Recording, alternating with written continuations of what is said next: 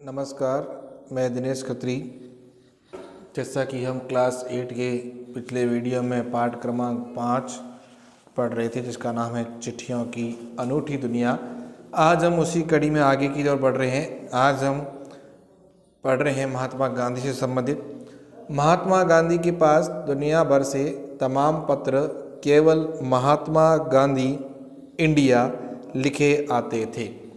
देखिए, गांधी जी के समय में भी पत्र बहुत सारे आते थे। वो सारे पत्र अलग अलग देशों से आते थे। तो उन पत्रों में सिर्फ एक ही नाम से लिखे होते थे, महात्मा गांधी इंडिया। वे जहाँ भी रहते थे वहाँ तक पहुँच जाते थे, यानी उनको महात्मा गांधी जहाँ कहीं भी होते थे वह पत्र अपने आप पहुँच जाता था, मात्र इतना लिखने से महात्मा गांधी इंडिया। आज़ादी के आंदोलन की कई अन्य दिग्गज हस्तियों के साथ भी ऐसा ही था।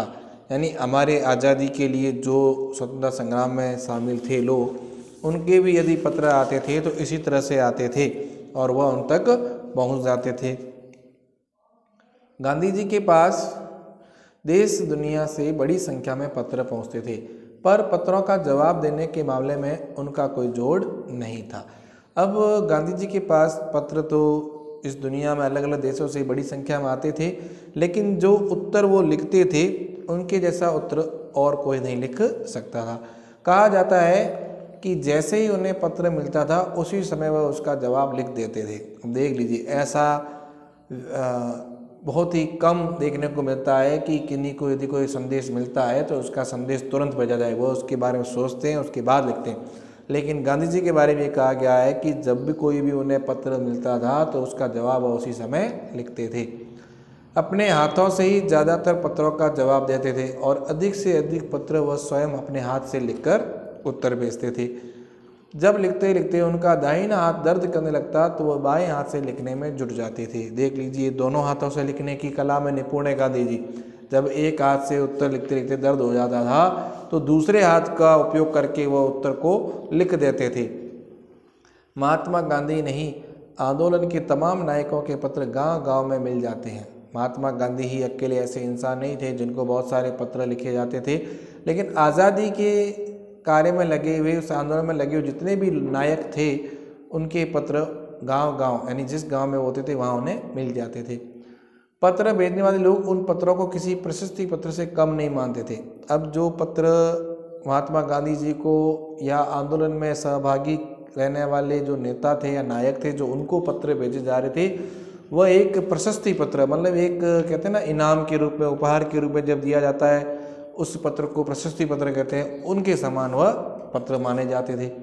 कई लोगों ने तो उन पत्रों को फ्रेम करा कर रख दिया था। अब कुछ लोग ऐसे भी थे जिन्होंने उस पत्र को, एक फ़ोटो फ्रेम होता है उस तरह का बना दिया और अपने घरों में लगा दिया। यह सब पत्रों का जादू है, यानी ये सब खत का ही जादू है, जो अब आपको नज़र नहीं आता लेकिन उस ज़माने में बहुत था।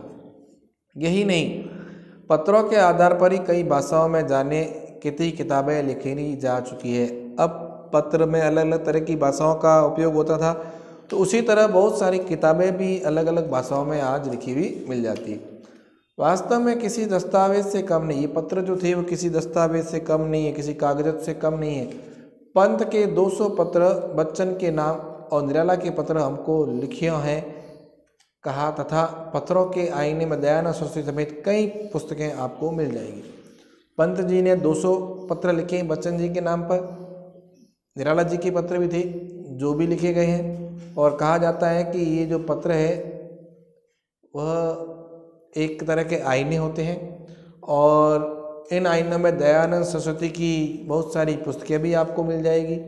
कहा जाता है कि प्रेमचंद जैसे एक खास लेखक थे और जो नए नए लेखक आते थे उनको जवाब भेजा करते थे, तथा पत्रों के जवाब में वे बहुत ही मुस्तैद रहते थे। अब जैसे नए लेखक कोई आते थे तो जो बड़े लेखक थे, उनसे पहले लिखने वाले, उनके लिए कोई खास बातचीत वगैरह करने के लिए जो पत्र लिखे जाते थे, तो वो जो पुराने लेखक थे, जो नामी लेखक थे, वो उनका जवाब तुरंत भेजते थे। उसमें से एक नाम आया है प्रेमचंद जी का, वो भी नए लेखकों को प्रोत्साहित करने के लिए उनको जवाब तुरंत भेजते थे। इसी प्रकार नेहरू और गांधी के लिखे गए रविंद्रनाथ टैगोर के पत्र भी बहुत प्रेरक हैं। नेहरू जी और गांधी जी ने रविंद्रनाथ टैगोर के लिए भी बहुत सारे पत्र लिखे जो बहुत ही प्रेरणादायी पत्र है। महात्मा और कवि के नाम से महात्मा गांधी और रविंद्रनाथ टैगोर के बीच सन 1915 से 1941 के बीच पत्राचार का संग्रह प्रकाशित हुआ है। महात्मा यानी ये मोहनदास करमचंद गांधी जी को महात्मा और रविंद्रनाथ टैगोर जी को कवि, ऐसे आपस में जब विचार आदान प्रदान करते थे पत्रों के माध्यम से, वो सन था 1915 से 1941, तो वो महात्मा और कवि के नाम से ही ये पत्राचार करते थे। ये बहुत सारे पत्राचार यानी पत्र है वो आज भी संग्रहालय में मिल जाएंगे। उसमें बहुत से नए तथ्यों और उनकी मनोदशा का लेखा जोखा मिलता है। अब उस पत्र में क्या नई नई बातें होती थी, उनकी क्या मनोदशाएं थी, उसका भी उसके अंदर लेखा जोखा है। पत्र व्यवहार की परंपरा भारत में बहुत पुरानी है, पर इसका असली विकास आज़ादी के बाद हुआ। भारत में वैसे तो पत्र बहुत पहले समय से लिखे जा रहे हैं, लेकिन इसका जो विकास हुआ है वह कब हुआ है? इसका विकास बहुत बाद में हुआ जब भारत आज़ाद हुआ। तमाम सरकारी विभागों की तुलना में सबसे ज़्यादा गुडविल डाक विभाग की है। अब देखिए जितने भी अलग अलग तरह के विभाग हैं, उन सभी विभागों में यदि कोई खास विभाग की बात करें, नामी विभाग की बात करें, तो वो विभाग कौन सा है? डाक विभाग। इसकी खास वजह ये है कि ये लोगों को जोड़ने का काम करता है और घर घर तक डाक विभाग की पहुँच है। संचार के जितने भी उन्नत साधन हैं, उसके बाद भी चिट्ठी और जो पत्र है उसकी हैसियत आज भी वैसी की वैसी है। शहरी इलाकों में आलीशान हवेलियाँ हो या फिर झोपड़पट्टी हो, में रह रहे लोग हो, या कोई जंगल में रह रहे हो जहाँ जाना मुश्किल है, या जो गांव है वो जंगलों से घिरा हुआ है, या कोई बर्फबारी के बीच में रह रहा है, पहाड़ों में रह रहा है, समुद्र तटों पे रह रहा है, मछुआरे हो, या रेगिस्तान में कोई ढाणियाँ बना के रह रहा है, या कोई खेतों में रह रहा है, कहीं भी रह रहा है, वो सभी खतों का अधिक बेसब्री से इंतजार करते हैं। एक दो नहीं, करोड़ों लोग खतों और अन्य सेवाओं के लिए रोज भारतीय डाकघरों के दरवाजे तक पहुंचते हैं। एक दो नहीं, करोड़ों लोग हैं वो अपने पत्रों को या डाक विभाग की अन्य सेवा है उसकी प्राप्त करने के लिए हमारे जो भारतीय डाकघर बने हुए हैं वहाँ पर जाते हैं। और इसकी बहुआयामी भूमिका नजर आती है, यानी बहुत से आयाम, यानी बहुत जगह इसकी भूमिका नज़र भी आती है कि भाई डाक विभाग कितना ज़रूरी है। चाहे दूर देहात हो जहाँ लाखों गरीब के घरों में चूल्हे मनी ऑर्डर व्यवस्था से ही चलते हैं, यानी मनी ऑर्डर पैसा भेजने का काम भी करती है डाक विभाग। आप यहाँ रह रहे हो, काम कर रहे हो, आपका गांव परिवार आपका गांव में रहता है, उनके पास पैसे पहुँचाने हैं, तो डाकघर के माध्यम से मनी ऑर्डर करके एक सुविधा है जिसकी वजह से आप पैसे उसके घर तक भेज सकते हो। गांव और बस्तियों में चिट्ठी या मनी ऑर्डर लेकर पहुँचना डाकिया देवदूत के समान होता है। जो गाँव है या गरीब बस्तियाँ जहाँ रहती है वहाँ जब डाकिया चिट्ठी लेके जाता है, मनी ऑर्डर लेके जाता है, तो उसे भगवान का दूत समझा जाता है। इस प्रकार इस पाठ में हमें बताया गया पत्रों का महत्व और किस प्रकार से पत्र है वो बहुत ही ज़रूरी होते हैं। और मैंने प्रारंभ में ही बताया था कि फ़ोन या इंटरनेट से जो मैसेज है उसे आप कब तक इकट्ठा करके रख सकते हो, लेकिन पत्र एक ऐसी चीज़ है जिसे आप लंबे समय तक सुरक्षित रख सकते हो।